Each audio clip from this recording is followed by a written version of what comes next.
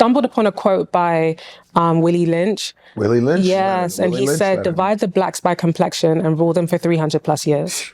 Yep. That's what he said.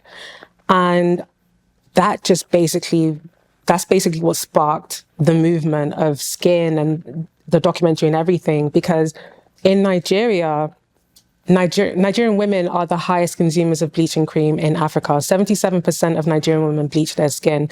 And when you think about it, it's like, you think back to this quote and you're like, you're really dividing us till today, you know? There's this hierarchy of beauty according to complexion where it's like the lighter you are, the better. Culturally, you know, in society, it's there. Yeah. And I felt like this is another form of bullying, right? Yeah. Yeah. So if I basically shine some light on colorism in Nigeria, because it wasn't a topic that was talked about a lot.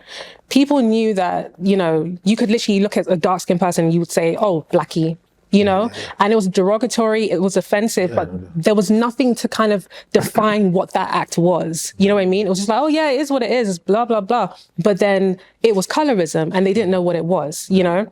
So with the documentary, I was able to kind of like shine some light on colorism and what it is and how it's affecting Nigerians, and, you know, talk about bleaching and the effects of bleaching. And the whole idea was just to inspire people to love the complexion that they're in and appreciate themselves for who they are. And yeah, that was basically what inspired that movement. I mean, it came out on Netflix literally 2 weeks or so after George Floyd died. Yeah. Wow. Naturally, it blew up, you know? Right. So many people watched it. I remember. Yeah, so many people watched it and the impact was insane. You know what I mean? I mean, of course I was at home. Couldn't do anything with it. But I was really like touched and empowered by the amount of people that were, you know, felt moved by this documentary, and just the amount of lives that I was able to impact as a result of it having that global release at the time that it did, you know. And since then, you know, I've just wanted to keep that movement going. So again, I expanded and did another project called Skin Talk. It's not out. And I've also done, you know, events. I've done the Skin Brunch. I've done the Skin Summit. I mean, I'm doing another one this year. I'm expanding it to other regions. You're talking about color. That's so yes, good. exactly. I love this because I'm going to say something real quick. Yeah. Because Ambi was around me. Ambi? Ambi was the light in Nigeria. They used the product Ambi. Right. AMBI. Okay. That was the popular skin lightening cream. Wow. I would, like my auntie, whatever, I would see it. I go, what the hell is this? Yeah. And Ambi was around. It's an old product. Wow. Like, Ambi. And that was like, a lot of Nigeria, you would see it in some Nigerian's house. Like, oh, what the hell? There's that Ambi shit. And that was the skin lightening. It's crazy. And I wonder if the documentary changes the behavior, or is this so deeply rooted? Because I know, I'll tell you, even like for me on a personal side, I think, you know, you're seeing the bleaching, you know, in Africa, but there's a different type of bleaching that happens here in the United States. And that is the shame that comes even now. I think even more people are more aware. Like and I love my black women. Yeah. My wife is biracial, so she's lighter skin.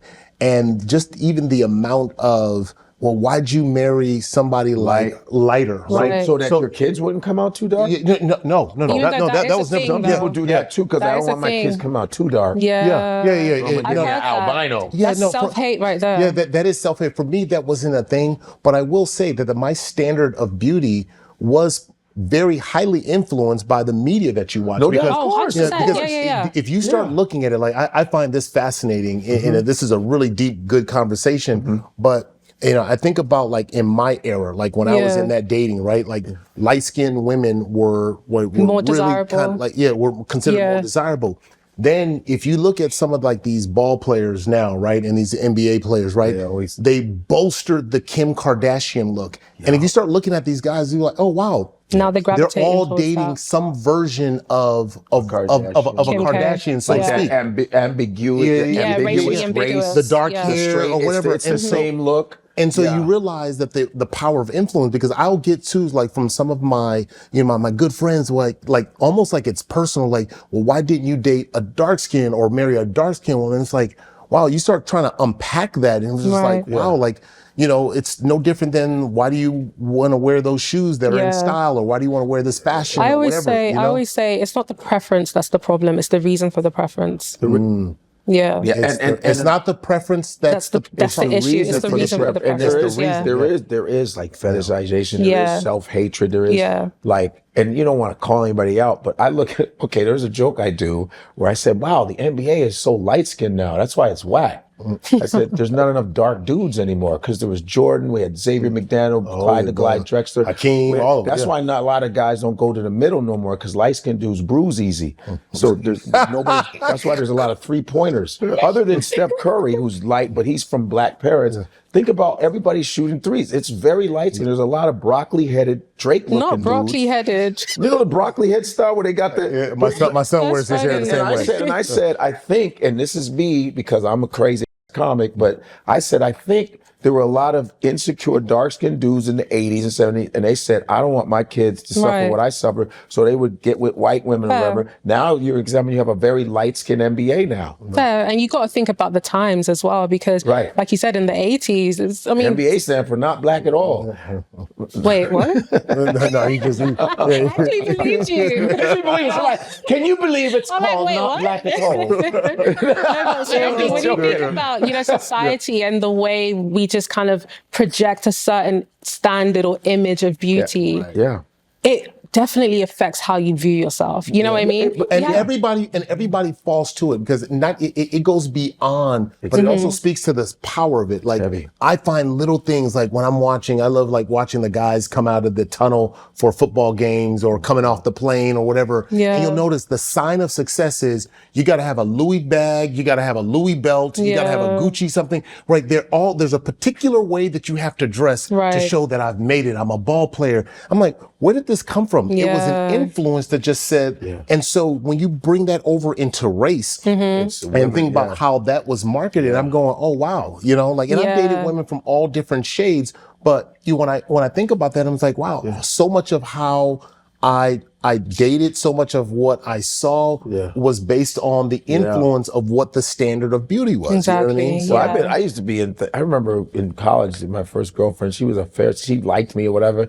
And there was a guy, another light-skinned guy was like, why does she like you? I go, why not? Because I was dark. That's a crazy thing to say. Like, but I'm better looking than you, dude. Right. I mean, not better. But no, but there's that's better what you looking, said? There's dark. Yeah, I said I'm better looking than you. Cool. Your teeth are not as nice as mine. My skin's better. But that to say as a dark person, say you're better looking than a light skinned person, like what? Yeah. And they could be ugly.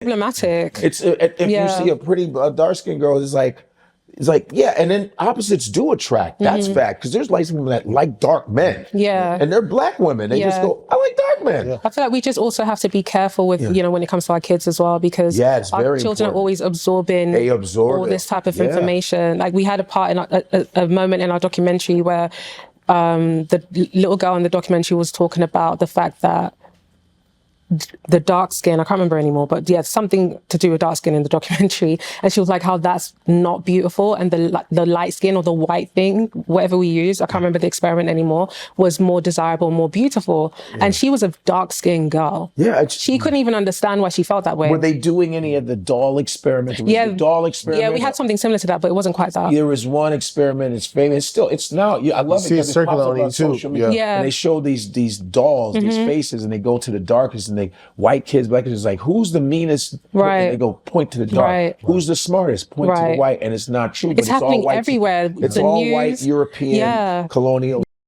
That it's in Asia. It's in Asia. It's India. Yeah. What? Ooh, it's in India. All brown countries have that. Even their advertisement is nothing but light people in this dark country. There's no better time than now to drop in New Jersey, right here at the World Cup. 154 jersey, go get it. Bringing Africa around the whole globe. Ain't no place like home. Ain't no place like